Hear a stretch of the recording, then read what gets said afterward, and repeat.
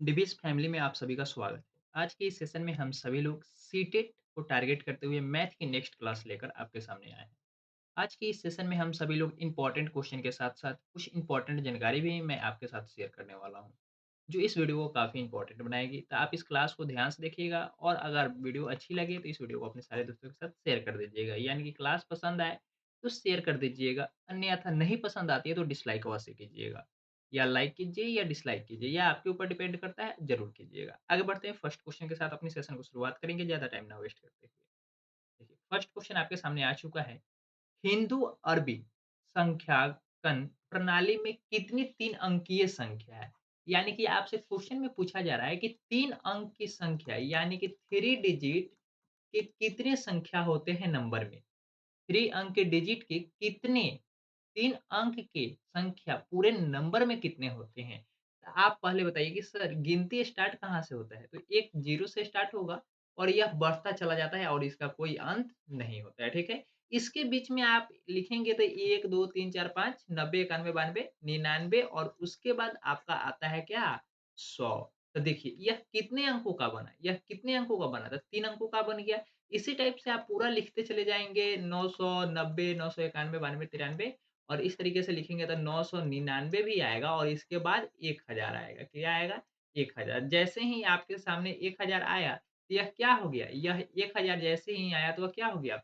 4 अंकों की संख्या बन गई। कितने अंकों की संख्या बन गई? 4 अंकों की संख्या बन गई। जबकि आपसे पूछा जा रहा है कि 3 अंकों की कुल कितनी संख्या है? आपसे यह पूछा जा रहा है। तो आप क्या करेंगे? देखिए, तो शुरुआत कहाँ से हो रहा है? 100 से, यानी कि स्टार्ट 3 अंकों की संख्या 100 से हो रहा है और खत्म कहाँ पे हो रहा है? तो 999 पे।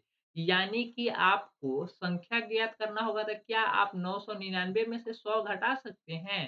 तो आपको संख्या पता लग जाएगा। क्या पता लग जाएगा? संख्या पता लग जाएगा। तो कितना आया? 999 में से 100 घटाएँगे, तो क्या हो जाएगा? 899 हो जाएगा। यानी कि इसका बिल्कुल सही आंसर ऑप्शन नंबर 4 हो जाएगा। देखिए कितना ही ईज़ी था। लेकिन आपको यह पता होना तो चाहिए कि 3 अंकों की संख्या क्या कहा जा रहा है? हिंदू अरबी क्या है? इसके बारे में आपको जानकारी होगी तभी इस क्वेश्चन को आप सॉल्व कर सकते हैं। 3 अंकीय संख्या का अर्थ क्या है? आपको यह पता होना चाहिए कि संख्या 100 से शुरू होगी 3 अंकों की संख्या और यह आगे बढ़ती हुई कहाँ तक जाकर खत्म हो जाएगी? 999 पे जाकर खत्म हो जाएगी। कहाँ पे खत्म हो जाएगी? 999 पे खत्म हो जाएगी। इसलिए इसका अगर अंतर आपको ज्ञात करना हो, टोटल इसके बीच में कितनी संख्याएँ आएँगे? तो वह 899 होंगे। कितने होंगे? 899 होंगे। इस प्रकार से इसका बिल्कुल सही आंसर ऑप्शन नंबर 4 होगा। उम्मीद करता हूँ आपको समझ में आ गई होगी और इस वीडियो को अपने सारे दोस्तों के साथ शेयर कर दिए होंगे, ठीक है? आप लाइव सेशन में बने रहेंगे और काफ़ी इम्पोर्टेंट वीडियो है। नेक्स्ट क्वेश्चन आपसे पूछा जा रहा है कि 3 घंटियाँ यह किससे रिलेटेड है? तो एलसीएम एचसीएफ से रिलेटेड यह क्वेश्चन है। किससे? एलसीएम एचसीएफ से रिलेटेड यह क्वेश्चन है और काफ़ी इम्पोर्टेंट क्वेश्चन है। इस प्रकार के क्वेश्चन आपके एग्जाम में पूछे ही जाते हैं, यहाँ तक कि आपके एसएससी के एग्जाम में भी पूछे जाते हैं। ये तो सीटेट का एग्जाम है और काफ़ी इम्पोर्टेंट है। देखिए, प्रत्येक घंटी 3 घंटी क्रमशः दिया हुआ है, यानी कि कितने-कितने मिनट में बजती है?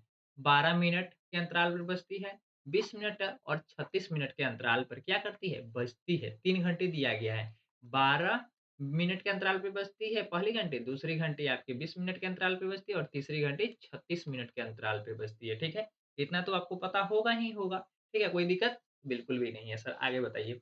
इतना तक हमने पढ़ा था, इस टाइप से हमें पता लगा कि 1 घंटी है जो 12 मिनट के अंतराल पे बजती है, दूसरी घंटी जो है वो 20 मिनट के अंतराल पे बजती है और तीसरी घंटी जो है वह 36 मिनट के अंतराल पे बजती है, ठीक है? यहाँ पे आगे कहा जा रहा है कि यदि तीनों घंटियाँ प्रातः यानी कि सुबह 7:15 में बजी थी, सुबह 7:15 में बजी थी, यानी कि सुबह का समय होता है तो एएम होता है, इतना आप ध्यान में रखेंगे। एक साथ बजती है तो वे फिर से एक साथ कितने बजे बजेगी?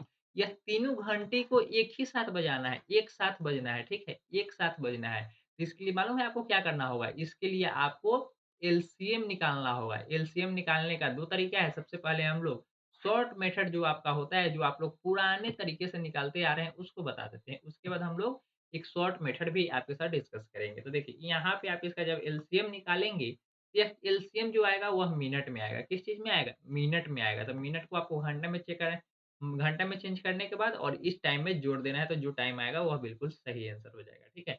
आगे बढ़ते हैं। यहाँ पे जब आप घटाएँगे तो यहाँ से इस टाइप से इसका एलसीएम क्या होगा? निकलना शुरू हो जाएगा। 3, 5 और यहाँ पे 9। अब किस चीज़ से कटेगा? तो आपको पता है कि सर अब 3 से कटेगा। किस चीज़ से कटेगा? 3 से कटेगा, तो यहाँ पे 5 हो जाएगा और यहाँ पे भी 3 हो जाएगा। तो 5 तिया 15 अब 15 तिया 45, 45 दूना 90, 90 दूना 180 यानी कि एलसीएम क्या आ गया? एलसीएम हमारा आ गया 180 मिनट, 180 मिनट। तो हमने बोला था कि इसको घंटा में चेंज करने के लिए 160/60, 180/60 कर देंगे तो यह क्या हो जाएगा? आवर में चेंज हो जाएगा। तो यह हो जाएगा 3 आवर, 3 आवर क्या हो जाएगा? 3 आवर तो 7 घंटा 7 बज के 15 मिनट हो रहा था सुबह का टाइम, तो इसमें 3 घंटा अगर आप जोड़ देंगे, 3 आवर जोड़ेंगे तो क्या हो जाएगा? 10 बजकर 15 मिनट। क्या हो जाएगा? 10 बजकर 15 मिनट। 10 बजकर 15 मिनट हो जाएगा और टाइम क्या होगा? सुबह का ही टाइम होगा। इसलिए इसका बिल्कुल सही आंसर ऑप्शन नंबर क्या हो जाएगा? ऑप्शन नंबर 2 हो जाएगा। तो हमने बोला था कि सर आप लोगों को एक शॉर्ट मेथड के माध्यम से मैं बताऊँगा कि एलसीएम कैसे निकालते हैं उसके बारे में जानकारी। तो चलिए यहाँ पे आप लोग तो इस मेथड के माध्यम से आपने पूरा बिल्कुल सही आंसर भी निकाल लिया और साथ में आपको एलसीएम निकालने के बाद आंसर फाइनल क्या हुआ वो पता लग गया है। तो अब हम लोग एलसीएम निकालने की तरीका को सीखते हैं कि आखिर हम लोग शॉर्ट मेथड से एलसीएम कैसे निकालेंगे। तो एलसीएम आपको पता लग गया है कितना आया है? एलसीएम 180 आया था, तो इस प्रकार से हम लोग शॉर्ट मेथड से एलसीएम कैसे निकालेंगे उसके बारे में हम लोग जानकारी प्राप्त कर लेते हैं। तो आपके पास नंबर क्या-क्या दिया हुआ था? 12, 20 और 36 का एलसीएम आपको निकालना था। 12, 36 देखिए 12, 20, 36 का एलसीएम निकालना था। हमने भी एलसीएम निकाला तो एलसीएम क्या आया है? एलसीएम हमारा आया था 180 मिनट। क्या आया था? 180 मिनट जिसको घंटे में चेंज करने के बाद 3 घंटा बन गया। कितना बन गया? 3 घंटा बन गया। कोई दिक्कत इसमें? बिल्कुल भी नहीं है सर। तो हम आपको इसके बारे में तो जानकारी बता ही चुके हैं और जो हम लोग एलसीएम निकालेंगे उसका भी एलसीएम क्या आएगा? 180 ही आएगा, चाहे किसी भी मेथड से निकालिए। तो हम लोग पहले लॉन्ग मेथड से निकाल चुके हैं, अब शॉर्ट मेथड से निकालेंगे। तो आपके पास 3 नंबर है। क्या आपको नंबर पहचानने आता है? कौन बड़ा है, कौन छोटा है? हाँ, आप कहेंगे हाँ, बिल्कुल पहचानने में आता है। इसमें 12 सबसे छोटा है, जबकि सबसे बड़ा क्या है? 36 है। तो जैसे आप लोग नंबर पहचान गए, तो मेरा अगला स्टेप होगा, अब बताइए सबसे बड़ा अगर 12 सबसे बड़ा इसमें अगर 36 है, तो 36 का मल्टीपल आपको पता है क्या? 36 का मल्टीपल पता है क्या? मल्टीपल किसे कहते हैं? तो ऐसे एलसीएम का फुल फॉर्म क्या होता है? एलसीएम का फुल फॉर्म होता है लोएस्ट कॉमन मल्टीपल। तो यहीं से हम आपसे पूछ रहे हैं कि मल्टीपल कहते किसको है? मल्टीपल आखिर कहते किसको है? तो आप कहेंगे सर ये भी कोई पूछने की बात है? एलसीएम किसको नहीं पता और इसका फुल फॉर्म किसको नहीं पता? सबको पता है और मल्टीपल का मतलब होता है कि 36 गुना 1 क्या? 36 गुना 1, 36 गुना 2 यही हमारा क्या हो गया? मल्टीपल हो गया। यह आपके द्वारा कहा जा रहा है और मेरे द्वारा भी इसको क्या कहा जा रहा है? बिल्कुल यह क्या है? सही है। क्या है? बिल्कुल सही है। आगे बढ़ेंगे। यहाँ पे 36 गुना 5, 36 गुना 6 यह मल्टीपल कभी खत्म नहीं होता है। जैसे नंबर कभी नहीं खत्म होता है, उसी टाइप से हमारा मल्टीपल भी नहीं खत्म होता है, ठीक है? आप नहीं कहेंगे कि 10 तक जाके ये खत्म हो जाएगा मल्टीपल, 10 तक जाकर खत्म नहीं होगा। यह अनंत तक चलने वाली मल्टीपल है और किसी भी संख्या का मल्टीपल अनंत तक चलती है, वह कभी भी खत्म नहीं होती है। जब इसको आप गुना करके यहाँ पे लिखेंगे तो 36 आप कहेंगे सर यह गुना हम करेंगे क्यों? इतना गुना करेंगे क्यों? तो यह आप थोड़ा-सा ध्यान से अभी देख लीजिए। आप अपने ज्ञान को साइड में रखकर जो मैं आपको समझा रहा हूँ उसे समझने की कोशिश करिए।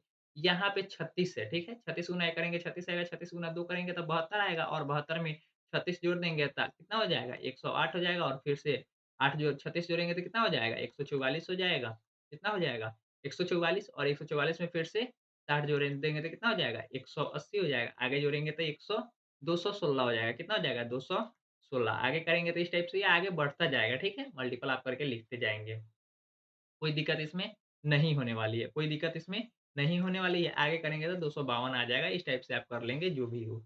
देखिए, अब इसमें हमने तो मल्टीपल भी निकाल लिया, सबसे पहले हमने क्या किया? तो बड़े नंबर को चुना, तो बड़ा नंबर जो था उसका मल्टीपल लिखा। तब मल्टीपल लिखने के बाद शुरू से चेक करेंगे क्योंकि एलसीएम का फुल फॉर्म होता है lowest common multiple, lowest common multiple, lowest common multiple, ठीक है? लोएस्ट कॉमन मल्टीपल, तो लोएस्ट का मतलब क्या होता है? सबसे छोटा और कॉमन का मतलब क्या होता है? उभयनिष्ठ यानी कि तीनों में उभयनिष्ठ, तीनों में शामिल होना चाहिए और मल्टीपल का मतलब गुना होता है, गुणक होता है, ठीक है? इस टाइप से। तो हमने सबसे पहले 12 नंबर को चुना तो 36 मिला, उसका मल्टीपल लिखा, उसके बाद अब कॉमन ढूँढना है। कॉमन ढूँढने का मतलब है कि जो मल्टीपल 36 आया है, मान लीजिए 36 का मल्टीपल 36 तो होगा ही होगा, तो 36 क्या यह तीनों संख्या से कट जा रहा है? या तीनों संख्या से कट जाएगा तो हमारा एलसीएम क्या हो जाएगा? 36 हो जाएगा। हमारा एलसीएम 36 हो जाएगा। अगर नहीं कटेगा तो हम नेक्स्ट मल्टीपल को चेक करेंगे, यानी कि 72 को चेक करेंगे। अगर 72 भी नहीं कटेगा तो 108 को चेक करेंगे, 108 भी नहीं कटेगा तो 144 को चेक करेंगे। 144 भी नहीं कटेगा तो 180 को चेक करेंगे। इस टाइप से हम चेक करते जाएँगे और कहाँ से शुरू करेंगे? तो शुरुआती से यानी कि मिनिमम होना चाहिए। तो चलिए, अब 36 हमारा तो सबसे मिनिमम है, यानी कि सबसे लोएस्ट कॉमन मल्टीपल क्या मिला है? 36 मिला है, ठीक है? 36 मिला है, तो 36 मिला है तो क्या यह 20 से कटेगा 36? क्या 20 से 36 पूरा-पूरा कट जाएगा? तब बिल्कुल भी नहीं कटेगा। आप क्या कहेंगे? सर बिल्कुल भी नहीं कटेगा। इसी प्रकार से क्या 72 कट जाएगा? क्या 72 कट जाएगा? बिल्कुल भी नहीं कटेगा। क्या 108 कटेगा? बिल्कुल भी नहीं कटेगा।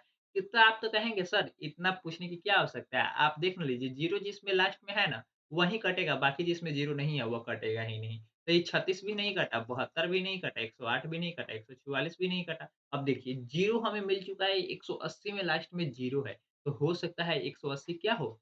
सबसे कट रहा हो। तब 12 से अगर 180 को चेक करेंगे तो यह बिल्कुल कट जाएगा, 15 मर्तबे कट जाएगा, जबकि 180 को 20 मर्तबे चेक करेंगे तो 9 मर्तबे कट जाएगा। यानी कि 180 को चेक करेंगे 20 से, कट रहा है या नहीं कट रहा है, तो 9 मर्तबे पूरा-पूरा कट जाएगा यानी कि 9 टाइम्स कट जाएगा।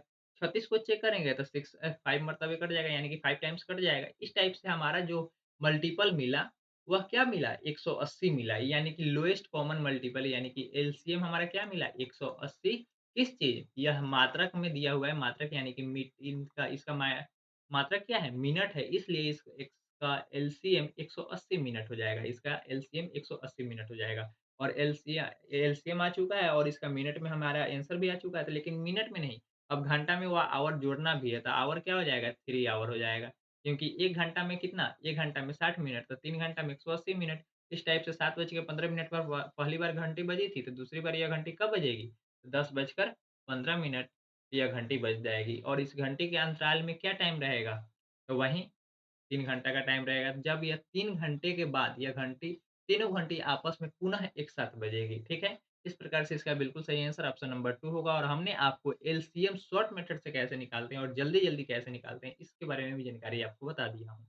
आगे बढ़ते हैं नेक्स्ट क्वेश्चन के लिए। नेक्स्ट क्वेश्चन भी काफ़ी इंपॉर्टेंट है और इसमें आपको भाग देना है, ज़्यादा कुछ नहीं करना है। विभाजित का मतलब क्या है? विभाजित का मतलब होता है भाग। विभाजित का मतलब क्या होता है? भाग होता है। यदि 98, 98 98, 98, 98, 98, 98 को 98 से विभाजित किया जाता है, तो भागफल क्या होगा? भागफल क्या होगा? तो इसका भागफल क्या हो जाएगा? लास्ट में देख लीजिए 1 गो, 2 गो, 3 गो, 4 गो, तो 4 गो 1 हो जाएगा, 4 गो 1 हो जाएगा, यह बिल्कुल सही आंसर है। यह क्या हो जाएगा? ऑप्शन नंबर 3 बिल्कुल सही आंसर है, लेकिन भाग करेंगे कैसे? यह तो जानकारी आपको होनी चाहिए। तो चलिए हम लोग भाग कर लेते हैं। यहाँ पे कै गो 98 है? 4 गो 98 कितना है? 4 गो 98 है। 3 गो अभी तक हमने क्या लिखा? 3 गुणा 98 लिख चुका हूँ और यह चौथा भी लिख दिया। चलिए, पहली बार में हम सभी अंकों को भी कटा सकते हैं। पहली बार में यह जितना भी अंक यहाँ पे दिया हुआ है, इस सभी अंकों को भी हम कटा सकते हैं। तो चलिए यहाँ पे 98 2 गो अंक कट रहा है, तो एक बार में हम 2 अंक कटा देते हैं। कितना मरतबे? 98 से। 98 से कटा दिए, अब 9 उतर जाएगा, ऑटोमैटिकली 9 उतरेगा, ठीक है? इसमें कोई ज़ीरो बिठाने की कोई आवश्यकता नहीं है। देखिए, यहाँ पे भागफल जो आ रहा है, वह 1 से स्टार्ट हो रहा है, तो क्या 4 कभी भी आंसर संभव है? तो बिल्कुल भी संभव नहीं है। जब ऑप्शन नंबर 4 2 संभव नहीं है, तो क्या हो जाएगा? वह गलत हो जाएगा। आगे बढ़ेंगे।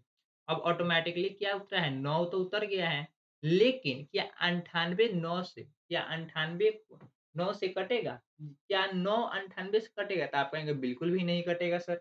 नहीं कटता है तो हम क्या करते हैं? जब एक अंक नहीं कटता है तो दूसरा अंक ऊपर से उतारते हैं, तो लेकिन कब उतरता है? इसके बदले में हमें 0 बैठाना होता है क्योंकि जब 2 अंक एक साथ उतरते हैं तो 0 बैठाना होता है। अब यहाँ पे देखेंगे तो 98, 98 आ रहा है यानी कि फिर से यहाँ पे 1 आएगा और यहाँ पे 98 कट जाएगा। क्या हो जाएगा? 98 कट जाएगा। 2 को 98 कट चुका है। अब यहाँ से ऑटोमैटिकली क्या उतरेगा? 9 उतरेगा, ऑटोमैटिक 9 उतरेगा बिना 0 बैठाए हुए। लेकिन फिर से वही हाल है कि 9 98 से तो कट नहीं रहा है। 9 पूरा-पूरा 98 से नहीं कट रहा है, तो क्या होगा? फिर से हमें 2 अंक उतारना होगा और 2 अंक उतारेंगे तो इसके लिए हमें 0 बैठाना होगा और फिर से 98 तो फिर से 98 यानी कि फिर से 1 से कटेगा। अभी तक कितना कटा? अभी तक 3 गो 98 कटा। 1 गो, 2 गो, 3 गो कटा, तो अभी 2 गो बचा हुआ है, फिर से 9 आएगा ऑटोमैटिक उतरेगा, लेकिन यह फिर से नहीं कट रहा है, तो हम क्या करेंगे? 0 बैठाएँगे डबल अंक उतारने के लिए और यहाँ पे 98 को 2 से कर दे घटा देंगे, ठीक है? यहाँ पे क्या आ गया हमारा भागफल आ गया 1 0 1 0 1 0 1 यानी कि 4 गो 1 ऑप्शन नंबर 3 बिल्कुल सही आंसर है। देखिए यहाँ पे ऑप्शन नंबर 4 में क्या दिया हुआ है? गलत दिया हुआ है जबकि ऑप्शन नंबर 1 में 0 है ही नहीं। सब एक ही बार में कटा दिया है। ये बातों को आप ध्यान में रखेंगे इस प्रकार से इसका बिल्कुल सही आंसर क्या है? ऑप्शन नंबर 3 बिल्कुल सही आंसर है। इसमें इम्पोर्टेंट यही है कि जब 2 संख्या भाग में एक साथ उतरती है, तो ज़ीरो बैठाना पड़ता है। उसके लिए हमें क्या बैठाना होता है? भागफल में ज़ीरो बैठाना होता है। इस बात को आप ध्यान में रखेंगे, इस क्वेश्चन का या इस प्रकार के क्वेश्चन जो आपके एग्ज़ाम में पूछे जाएँगे, उसका बिल्कुल सही आंसर आप क्या कर सकते हैं? निकाल सकते हैं। अगर आप इस बातों को ध्यान में नहीं रखते हैं, तो आप इसका सही आंसर नहीं निकाल सकते हैं। आगे बढ़ेंगे नेक्स्ट क्वेश्चन की ओर, काफ़ी इंपॉर्टेंट क्वेश्चन थी। यहाँ पे आपसे कहा जा रहा है कि निम्नलिखित में से कौन से 2 भिन्न समतुल्य हैं? कौन से भिन्न 2 समतुल्य हैं? 2 भिन्न समतुल्य यानी कि भिन्न तो दिया है, लेकिन इसमें आपको यह देखना है कि कौन-सा भिन्न एक जैसा है, बराबर है, जिसको कटाने-छटाने के बाद बराबर मिल जाए। दोनों भिन्न 1/2 तो वो दूसरा भी 1/2 ही, इस प्रकार से। तो चलिए, पहला भिन्न को आपका देखिए 1 से 4 तो घटाएँगे तो 1/4 ही मिलेगा। यह सिम्प्लीफाई रूप है, तो इसको घटाने की कोई आवश्यकता है ही नहीं। अब इसको घटाएँगे तो यह कितना मरतबे कट जाएगा? 2/4 लिखा हुआ है, तो इसके बदले में 2/4 के बदले में हम लोग लिखेंगे क्या? 1/2 तो क्या कभी भी 1/4 बराबर 1/2 हो सकता है? क्या कभी भी 1/4 इक्वल टू 1/2 हो सकता है? तो आप कहेंगे, कैसे सर बात करते हैं? कैसे हो जाएगा? यह है हमारा आंसर 0.25 यह है 0.5 कैसे बराबर होगा? बिल्कुल भी बराबर नहीं होगा। यानी कि जब बराबर नहीं होगा तो यह समतुल्य भी नहीं होगा, जब बराबर नहीं होगा तो समतुल्य भी नहीं होगा, ठीक है? इस प्रकार से हमें चेक करना है। तो चलिए इस प्रकार से हम चेक कर लेते हैं, तो ऑप्शन नंबर हम 1 हमारा क्या हो गया है? गलत हो गया है। अब देखिए 2/3 और 1/3 यह किसी से कोई रिलेटेड ही नहीं है। 2/3 है, तो इसका मतलब 0.66 आएगा और 1.3 है, तो इसका मतलब 0.33 आएगा। इस टाइप से ये दोनों आपस में रिलेटेड है ही नहीं, यानी कि बराबर नहीं है, जिसकी वजह से यह आंसर आपका संभव नहीं है। यहाँ पे 5/2 है, जबकि 2/5 है, तो ये भी आपका संभव नहीं है, क्योंकि इसको आप जब करेंगे तो 5/2 का आंसर आएगा कितना? 5/2 का आंसर आ जाएगा कितना? कीजिए 2.5 आएगा। कितना आएगा? 2.5 आ जाएगा।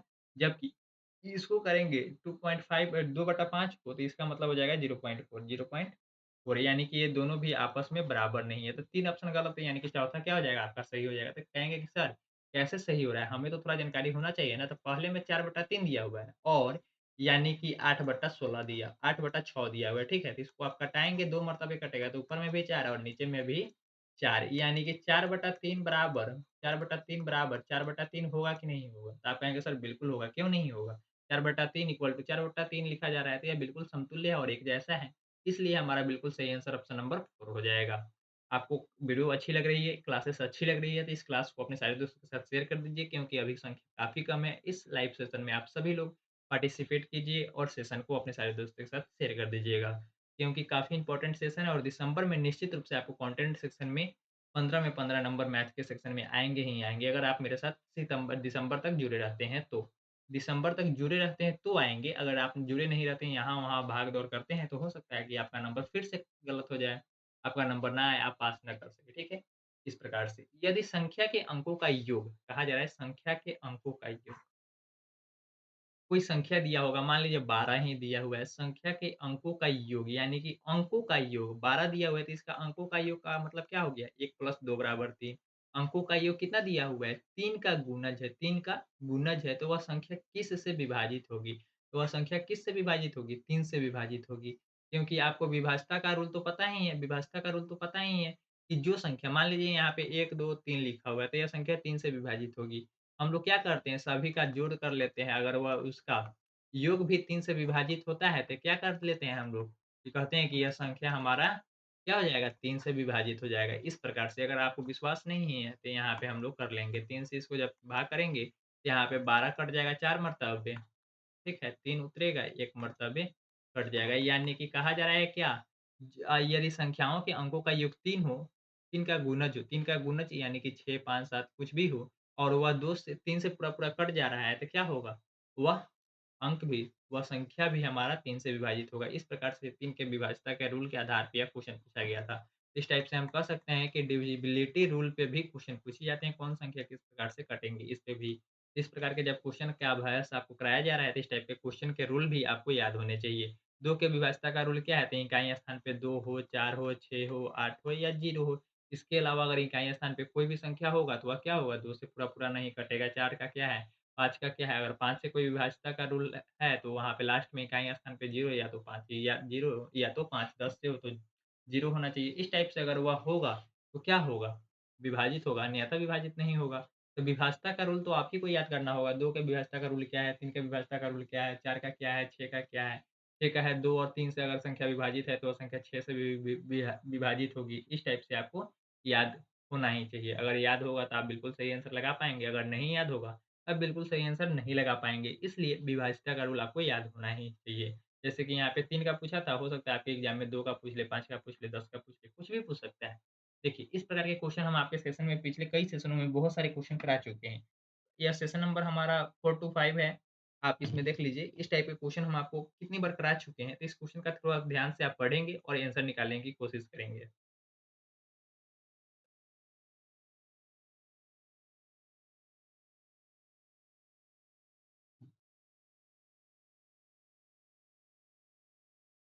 उम्मीद है आप सभी लोग क्वेश्चन तो पढ़ ही लिए होंगे और आंसर निकालने की कोशिश कर रहे होंगे। तो चलिए, हम लोग ज़्यादा टाइम ना वेस्ट करते हुए हम लोग इसका आंसर निकालने की कोशिश करते हैं। आप लोग भी अपना आंसर निकालते रहेंगे, जब तक इसका आंसर आपसे ना निकले तब तक ट्राई करते रहें। यहाँ पे कहा जा रहा है कि एक रेलगाड़ी भोपाल से चलती है। कहाँ से चलती है? भोपाल से 28 अगस्त को चलती है। 28 अगस्त को चलती है। यानी कि इसका स्टार्टिंग टाइम दिया हुआ है वह 28 अगस्त है और 28 अगस्त को कितने बजे स्टार्ट होती है? 16 बज के 35 मिनट। 16 बज के 35 मिनट तो आप यह कन्फ्यूज़ नहीं होंगे कि सर 16 तो नहीं बजता है। यह 12 घंटे वाली सुई नहीं है, 12 घंटे वाली घड़ी नहीं है, यह 24 घंटे वाली घड़ी है और रेलवे स्टेशन पे आपको 24 घंटे वाली घड़ी ही मिलेगी, ठीक है? यहाँ पे 16 बज के 35 मिनट बजे चलकर एर्नाकुलम जंक्शन से 30 अगस्त क्या कहा जा रहा है? 30 अगस्त देख लीजिए यहाँ पे 30 अगस्त को 7 बजकर यानी कि 7 बजकर 30 मिनट पहुँचती है। यह 16 है जबकि यह 7 है। तो देख लीजिए घड़ी क्या है 24 घंटे वाली घड़ी है। तो थोड़ा-सा ध्यान से भोपाल से एर्नाकुलम की यात्रा का कुल समय कितना है? अब आपसे टोटल टाइम पूछा जा रहा है कि टोटल टाइम कितना लगा? तो देखिए 28 के बाद क्या आता है? 29 अगस्त आएगा और 29 अगस्त को देखिए 29 अगस्त को नहीं पहुँच रहा है, कब पहुँच रहा है? 30 अगस्त को पूछ रहा है यानी कि यह टोटली 24 घंटा यात्रा ही कर रहा है, ट्रेन चल ही रहा है, ठीक है? और इधर देखेंगे तो 29 अगस्त होने में कितना टाइम बचा हुआ है? कितना टाइम बचा हुआ है? यानी कि 24 बजने में अभी कितना का टाइम है? कितना घंटा बाकी है? कितना घंटा बाकी है? तो आप कहेंगे सर ऐसे ही 4 बज के 35 मिनट हो रहा है, तो 5 बजने में इसके लिए अभी कितना हो सकता है? तो 25 मिनट 5 बजने में आ सकता है, ठीक है? यानी कि 17 बजने के लिए 25 मिनट की आवश्यकता है, 25 मिनट की आवश्यकता है और 17 के बाद 24 हमें बजाना है, तो 7 घंटा 25 मिनट यहाँ पे हो जाएगा। 7 घंटा 25 मिनट यहाँ पे हो जाएगा और नीचे में 7 घंटा 30 मिनट है। तो नीचे में 7 घंटा 30 मिनट है। इस टाइप से जब आप जोड़ेंगे तो 7 दूना 14, 14 30 14 घंटा हो गया और इधर 24 घंटा हो गया और 25 और 30 जोड़ेंगे तो कितना घंटा हो जाएगा? 25 और 30 मिनट जोड़ेंगे तो हमारा हो जाएगा 55 मिनट। 55 मिनट और इधर जोड़ेंगे तो हो जाएगा हमारा 24 घंटा जोड़ेंगे तो 4 4 8 था और 1 और 3 और इधर 55 मिनट कितना हो जाएगा? 38 घंटा 55 मिनट इसका बिल्कुल सही आंसर हो जाएगा। कैसे आपको जोड़ना है यह बिल्कुल आपको पता होना चाहिए, कैसे घटाना है ये भी पता होना चाहिए, ठीक है? इस टाइप से हम लोग पिछली कक्षाओं में टाइम को घटाना सीख चुके हैं कि कैसे घटाते हैं।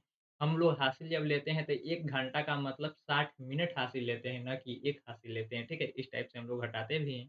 तो उस प्रकार के अगर आपको जानकारी लेनी चाहिए तो आप पिछली क्लासों को देख सकते हैं और अच्छे से जानकारी प्राप्त कर सकते हैं। यहाँ पे आपसे पूछा जा रहा है कि 2750 एमएल 2750 एमएल बराबर है, 2750 एमएल किसके बराबर है? तो आपको इतना तो पता होगा कि 1 लीटर बराबर कितने एमएल? 1 लीटर बराबर 1000 एमएल होते हैं। क्या होते हैं? 1000 एमएल होते हैं, ठीक है?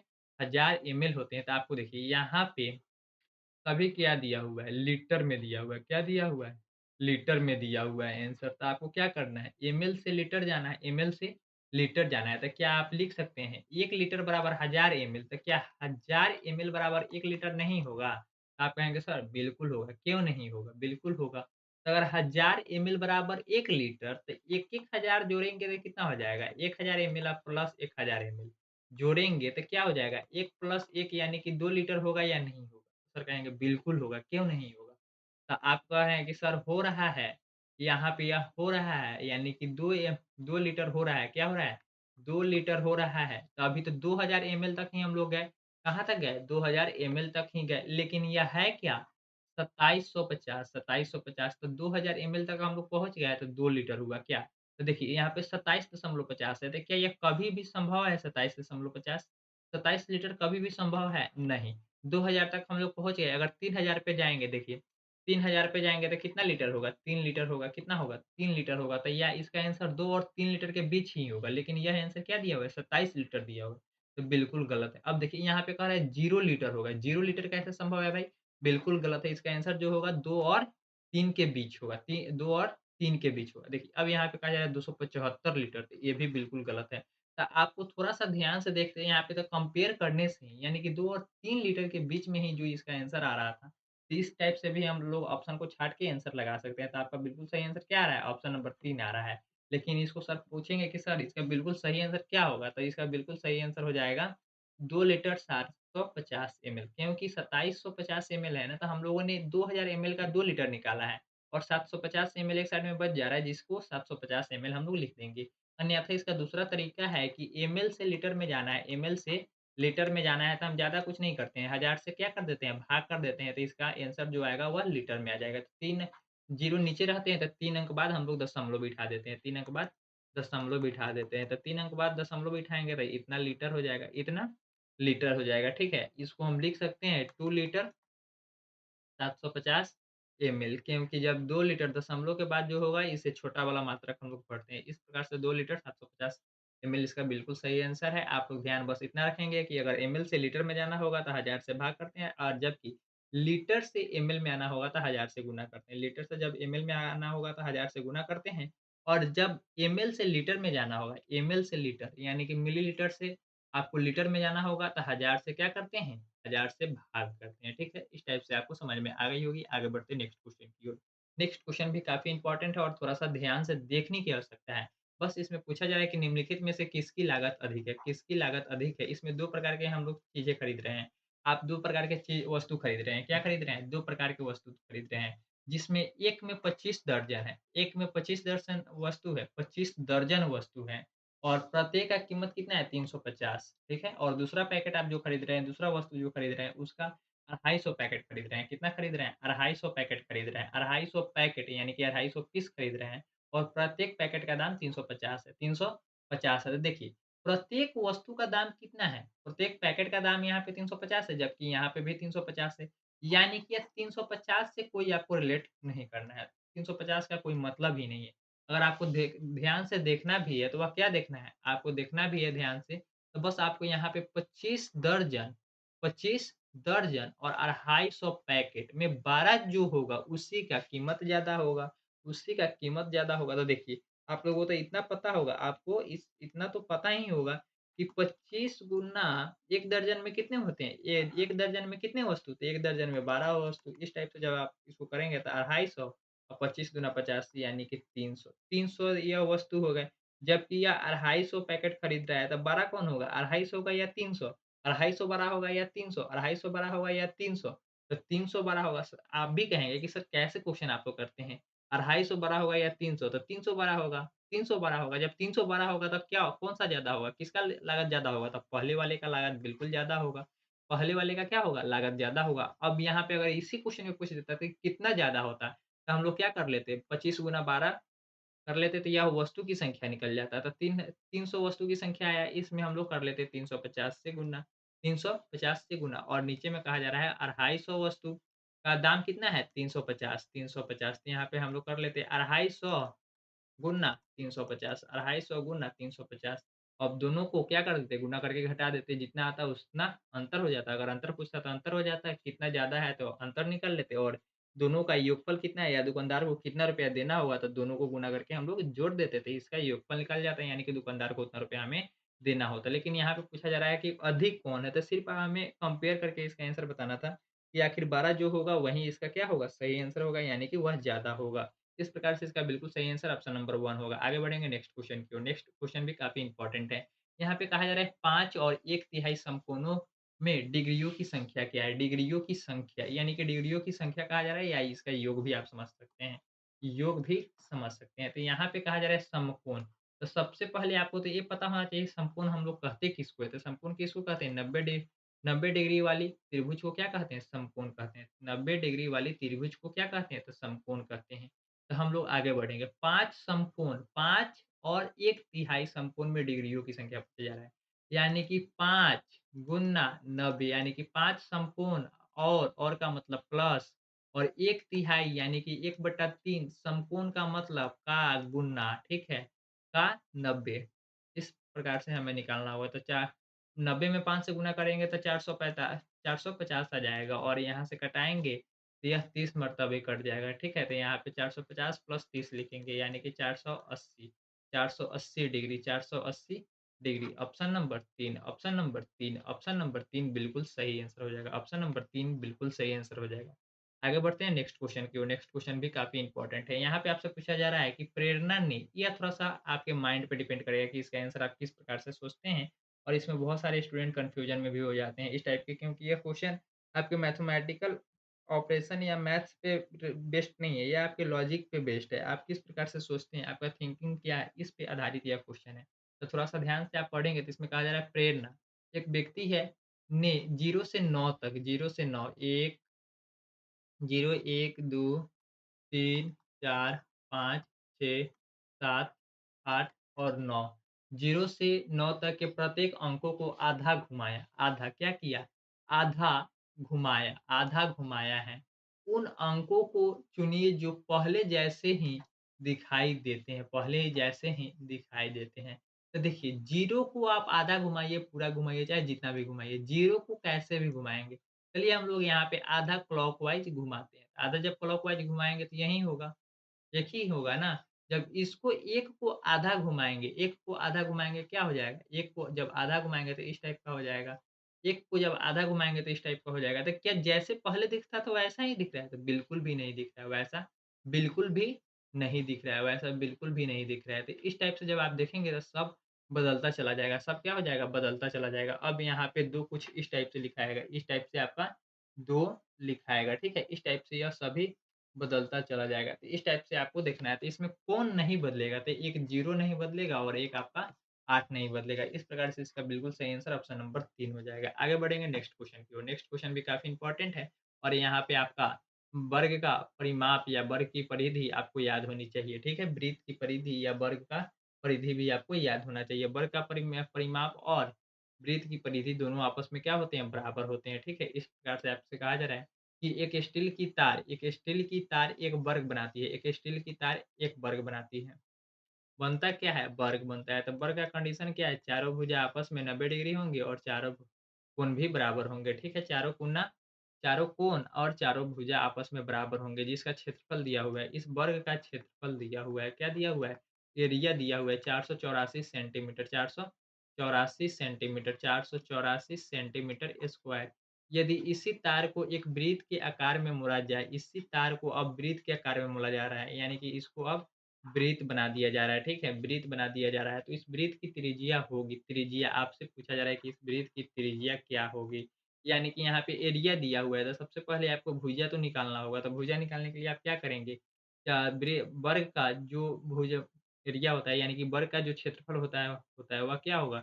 एरिया बराबर हम लोग लिखते हैं क्या? भुजा स्क्वायर साइड में हम लोग देख लेते हैं, इधर देख लेते हैं। एरिया बराबर क्या लिखते हैं? एरिया बराबर भुजा स्क्वायर लिखते हैं। क्या करते हैं? भुजा स्क्वायर। तो एरिया बराबर 484 लिख लेंगे और यहाँ पे भुजा स्क्वायर है, तो स्क्वायर हटेगा तो क्या होगा? इधर रूट रूट से 484 बाहर निकलेगा तो 22 हो जाएगा। कितना हो जाएगा? 22 हो जाएगा, यानी कि भुजा हमारा क्या आ गया? 22। भुजा हमारा 22 आ गया। भुजा क्या आया? 22 सेंटीमीटर आ गया। आगे हम लोग बढ़ेंगे और यहाँ पे कहा जा रहा है कि वर्ग के परिमाप से क्या करना है? वर्ग के परिमाप या वृत्त की परिधि से हमें क्या निकालना है? इसका बिल्कुल त्रिज्या निकालना है। तो त्रिज्या निकालने के लिए हमें क्या करना होगा? वृत्त की हम लोग क्या निकाल लिए? भुजा तो निकाल लिए, वर्ग का भुजा निकाल चुके हैं और इसकी मदद से अब हम लोग निकालेंगे क्या? अथी निकालेंगे, वर्ग का परिमाप क्या होता है? सबसे पहले थोड़ा-सा देख लीजिए, परिमाप निकालेंगे, परिधि निकालेंगे तब ना त्रिज्या निकलेगा, परिधि निकालेंगे तब तो त्रिज्या निकलेगा।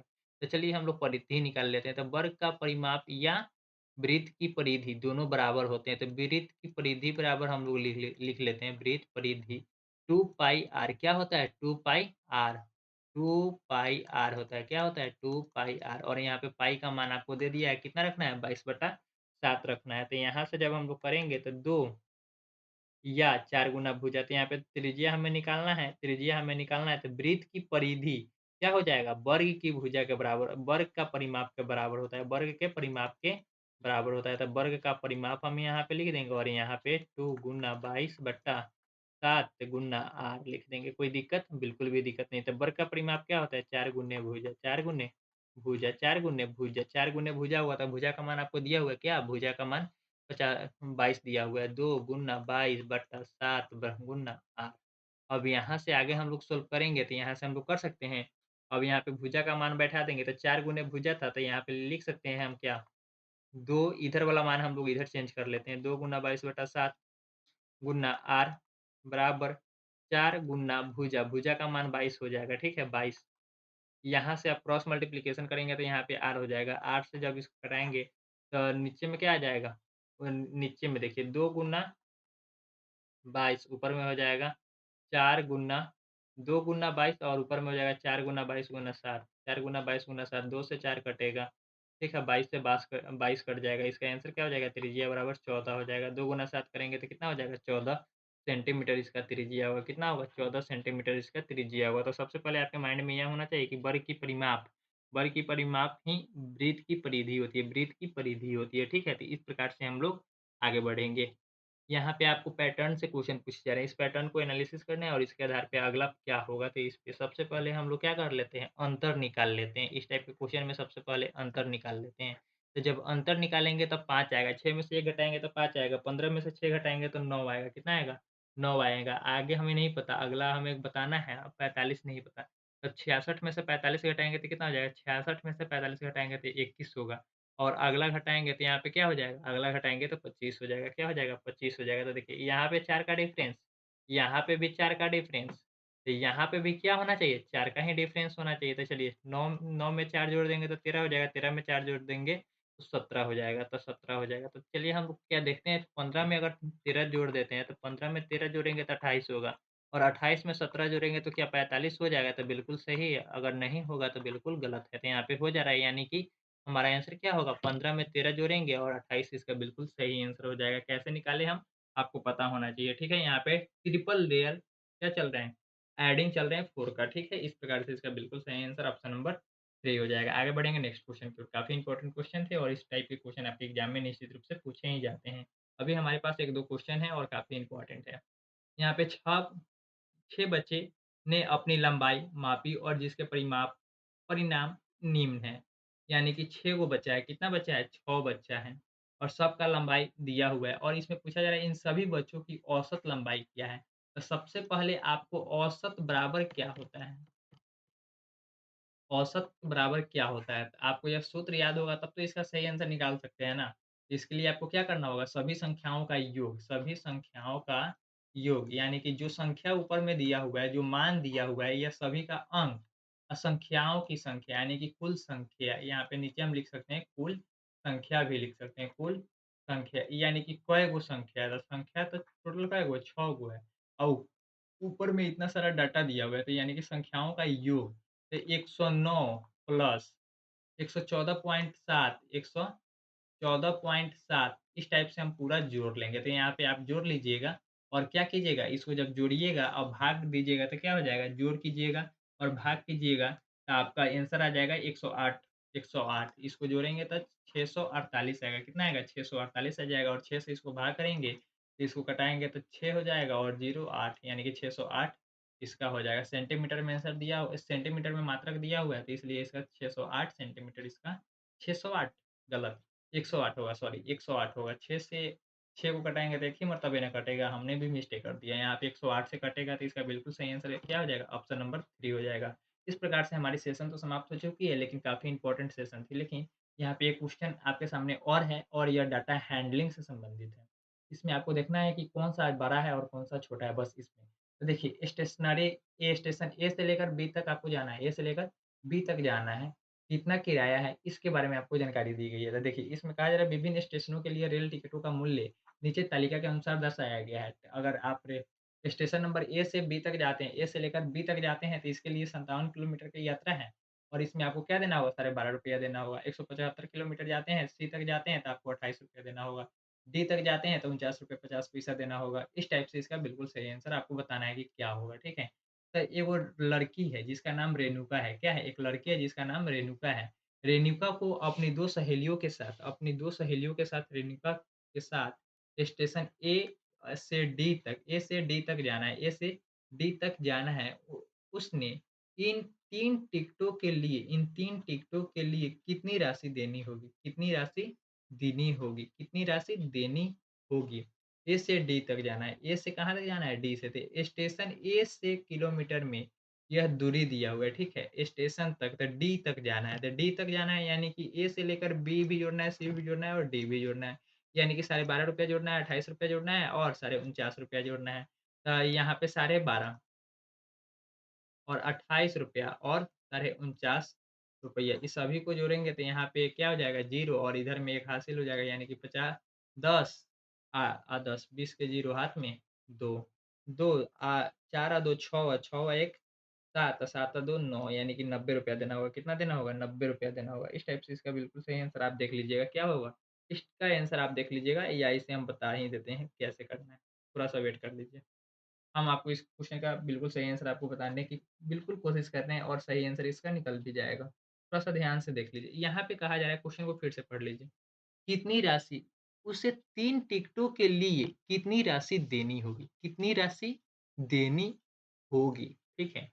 यहाँ पे आपको कहा जा रहा है ए से डी तक जाना है। कहाँ तक जाना है? ए से डी तक जाना है।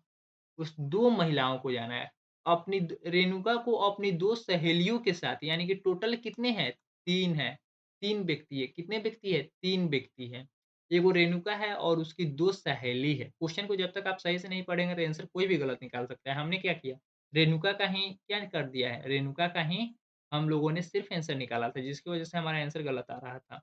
तो यहाँ पे आपको जोड़ना तो होगा, सभी को जोड़ना होगा। ₹12 50 पैसा प्लस ₹28 प्लस साढ़े ₹49 इस टाइप से आप जोड़ेंगे तो यहाँ पे 50 50 बनाने के लिए 12 इधर आ जाएगा, तो 12 और 50 62 हो जाएगा। कितना हो जाएगा? 62 और 28 12 8 62 28 8 62 70 हो गया, 17 20 90 हो गया।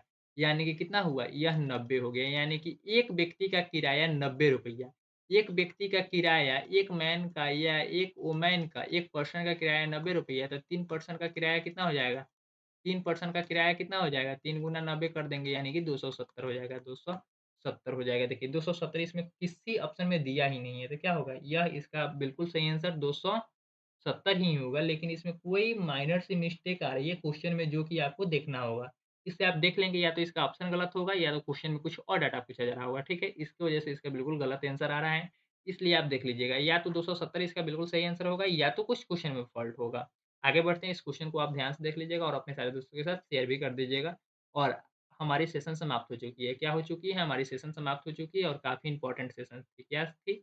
और अगर आपको सेशन पसंद में आई होगी तो सेशन को लाइक कर दीजिएगा, अपने सारे दोस्तों के साथ शेयर कर दीजिएगा और कमेंट करके बता दीजिएगा इसमें हम लोग कैसे सुधार कर सकते हैं और या हम लोग सीटेट के एग्ज़ाम में अब आपको किस प्रकार से और मदद कर सकते हैं। या आप अपने सुविधा अनुसार कमेंट करके बता सकते हैं। ठीक है? आज के लिए इतना ही था। हम लोग बहुत जल्द और प्रतिदिन आप लोग याद कर लीजिएगा, प्रतिदिन आप हमारे साथ दिसंबर तक जुड़ते रहते हैं, तो आपको निश्चित रूप से 8 बजे तो डीवीएस टीच पे क्लासेस मिलती हैं रात में, लेकिन इसके साथ ही साथ मैं आपको ये भी गारंटी दिलाना चाहता हूँ कि मैथ के कंटेंट सेशन में 15/15 लाने से कोई नहीं रोक सकता है क्योंकि काफ़ी ईज़ी क्वेश्चन पूछे जाते हैं और आपको सभी क्वेश्चन आपको अभ्यास भी कराया दिए जा रहे हैं कि किस-किस प्रकार के क्वेश्चन आते हैं और उसे कैसे एग्ज़ाम में अटेम्प्ट करना होगा। ये सभी जानकारी मेरे द्वारा दी जा रही है और दिसंबर तक आपके एग्ज़ाम तक हर बार दी जाती रहेगी। ठीक है? इस प्रकार से हम लोगों की तैयारी चल रही है और आने वाले समय में ईवीएस का, सीडीपी का और भी बहुत सारे क्लासेस हिंदी का आप सभी के लिए क्लासेस लाए जाएँगे, लेकिन वो आपके डिमांड के ऊपर होंगे, ठीक है? इस प्रकार से हम लोग अपनी सेशन को आज ही समाप्त इतना ही पे करते हैं और फिर हम लोग मिलेंगे आपसे कल मिलते हैं नई वीडियो के साथ। Thanks for watching this video. Bye bye, जय हिंद, जय भारत। फिर से आप मस्ती कीजिए, सो जाइए।